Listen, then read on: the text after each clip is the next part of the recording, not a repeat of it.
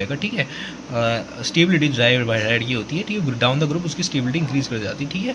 और 14 ग्रुप में, ठीक है। साइज़ जो है वही आपको पता है कि बी से ज़्यादा एल्यूमिनियम, बोरोन से ज़्यादा एल्यूमिनियम होगा और गैलियम से ज़्यादा एल्यूमिनियम होगा, इंडियम होगा, फिर टेलियम होगा, ठीक है।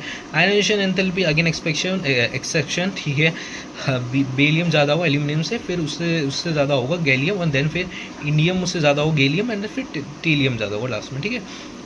देन फिर सेम सी जो सी से ज़्यादा होगा एस आई, देन फिर जर्मीनियम, एंड देन फिर एस एन, फिर देन उससे ज़्यादा होगा लीड, ठीक है। ये देखो लर्न ही करना पड़ेगा। 13-14 जो है डिक्रीज होगा, 15 इंक्रीज होगा बॉइलिंग पॉइंट, और एस बी ज़्यादा होता है एस आई से, और जो होता है टीलियम का ज़्यादा होता है पोलियम से, ठीक है।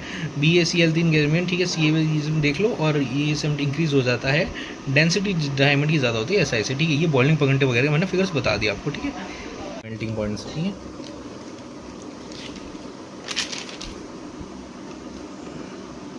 देन फिर ये आपको यहाँ पे दे रखा है इलेक्ट्रोनेगेटिविटी दे रखी है आपको, जो ऑक्सीजन की है फ्लोरीन की 4 होती है। एयर के साथ रिएक्ट होगा तो E+N2 जो है En हो जाएगा। बाकी फिर ऑक्सीजन के साथ O3 नेगेटिव होता है। बेरियम गैलियम जो होते हैं एम्फोटेरिक होते हैं, इंडियम और टेलियम जो होते हैं बेसिक होते हैं, ठीक है। ये हैलोजन की रिएक्शंस है, और देख सकते हो आप यहाँ पर कि BCl3 है और Tl3 पॉजिटिव 3+ नहीं एग्जिस्ट होगा, क्योंकि पता ही है नेट पेड इफेक्ट वाली बात। विद एसिड एंड बेस वाला जो है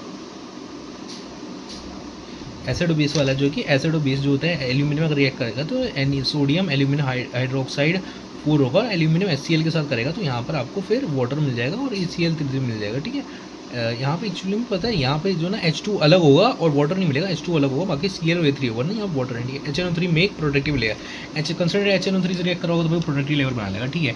14 में देख लो अगर ऑक्सीजन के साथ रिएक्शंस होगी तो ये आपकी रिएक्शंस है, देख लो भाई ये आपका कॉर्बेट जो ये जो CO है दैट इज न्यूट्रल, बाकी तो फिर आपको देखो CBI जेलमिनी एसिडिक होती है, SNB और PB जो होती है एम्फोटेरिक होता है। With water do not react with H2O but can react with steam water. SnH2 जो होता है SN2O2 + H2 कर देगा, ठीक है। PB do not react with water due to presence of productive oxidising layer.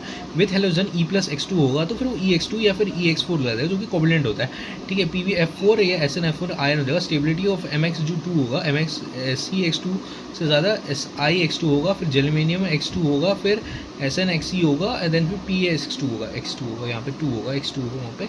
Pi4 do not exist करेगा because P4 जो है ऑक्सीडाइजिंग होता है और I जो है रिड्यूसिंग एजेंट होता है, ठीक है।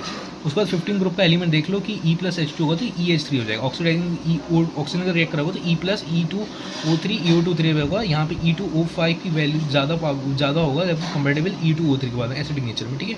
O2 नेगेटिव ऑब्वियसली बताया कि ज़्यादा आपको पॉजिटिव चार्ज होगा तो वो होगा, तो ये 2x है +10 हो गया तो 5 हो गया, यहाँ पे 2x है +6 होगा